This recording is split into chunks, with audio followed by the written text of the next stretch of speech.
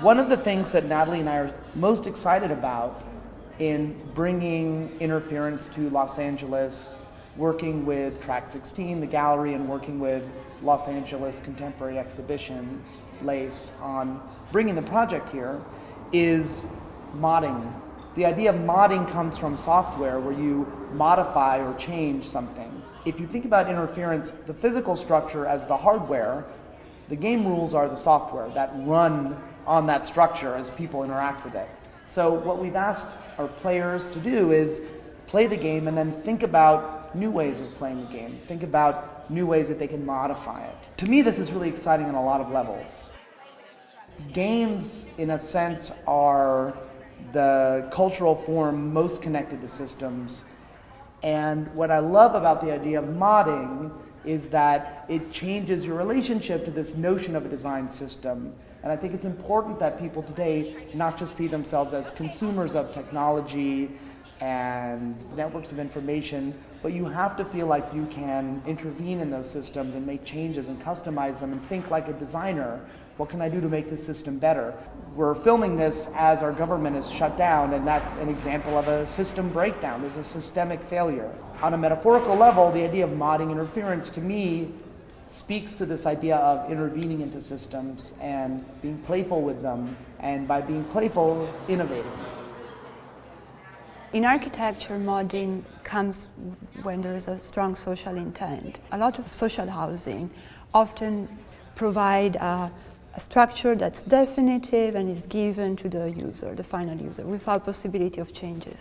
But there are a few projects in which, instead of giving a final product, for example, there is a structure in which a big part is still empty, unbuilt, except for the critical element, the bearing wall and the roof, and a big empty space in the middle. It's left to be completed by the owner over time, both to give the owner of the place a sense of entitlement, gaining ownership, also with the assumption that you don't know what they will need in a few years, in 5 or 10 years.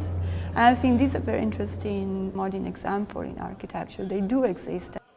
In some way, the history of interference had modding already embedded at the beginning, because from the moment we were commissioned the work to the opening, we had only 6 months, and this included manufacturing. So we had to do very clear design choices about creating a structure that would allow flexibility for Eric to develop without rigid definitive constraint.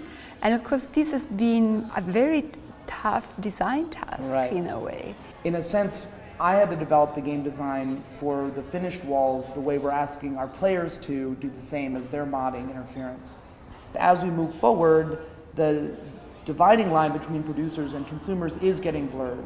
And with the advent of games like Doom and Quake, game creators are releasing games meant to be modified. The idea that the game is not a fixed object that can never change, but instead it's something to be played with. And you can play with it as a player, and you can go a little bit deeper and play with it as a designer or creator as well. I don't know why we spent so much time designing a game, because in an hour there were other functional, fully functional game, fun to play. And at the same time, I'm also pleased to see that they play with the metaphor of the game in a way that we never expected, and that we were not. And then we had some people really breaking the game, right? I mean, one of our designers proposed a game where you would buy a pound of food, and the game was, could you actually push it through one of the walls? Hopefully our people won't actually be playing that and getting it all sticky and full of food substances.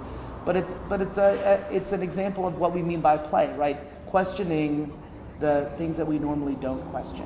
I was not thinking that there could be, in so short time, so many different games in the basic structure of the game that could functionally work with what is the the game board. Well, I'm glad that we game designers managed to impress you with our ability to make rules.